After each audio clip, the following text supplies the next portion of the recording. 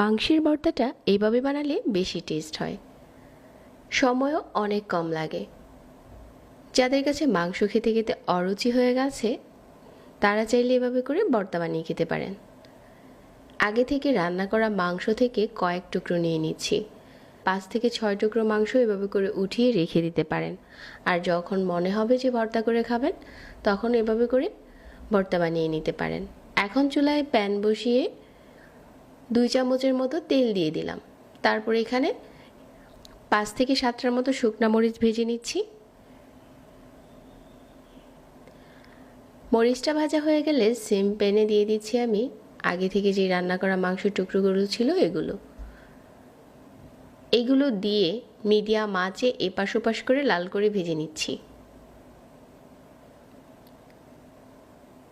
যখন এরকম colour change হয়ে গেছে তারপর উল্টে দিচ্ছি।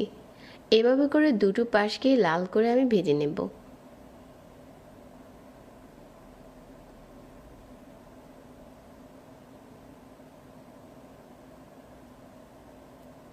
ভাজতে ভাজতে মাংসের কালারটা এখন ঠিক এরকম হয়েছে।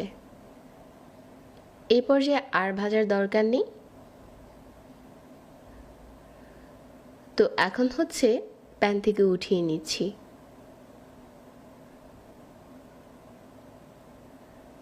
এখানে নিয়ে নিচ্ছি কিছু ধনেপাতা কুচি করে নিচ্ছি, আর নিয়ে নিচ্ছি 2টো কাঁচামরিচ। কাঁচামরিচটাও খুব ভালো করে পলে নিয়েছি। তারপর আপনার পছন্দ মতো পেঁয়াজ কুচি নিলে হয়ে যাবে। আমি এখানে 4 থেকে 5টার মতো পেঁয়াজ কুচি নিয়ে নিলাম। প্রথমে একটু লবণ দিয়ে শুকনা মরিচটা ভালো করে ভেঙে নিচ্ছি। লবণের সাথে শুকনা মরিচটা ভাঙলে খুব ভালো করে গুঁড়ো করা যায়। শুকনা মরিচটা ভেঙে নেওয়া হয়ে যাওয়ার পর এখানে দিয়ে দিচ্ছি কাঁচামরিচ, ধনেপাতা কুচি আর পেঁয়াজ কুচি। এগুলো একটু কষলে নরম করে নিচ্ছি। তারপর এখানে সরিষার তেল দিয়ে দিচ্ছি 1 টেবিল চামচ। এখন একটা একটা করে মাংসের টুকরো এভাবে করে হাত দিয়ে ভেঙে ভেঙে দিয়ে দিচ্ছি।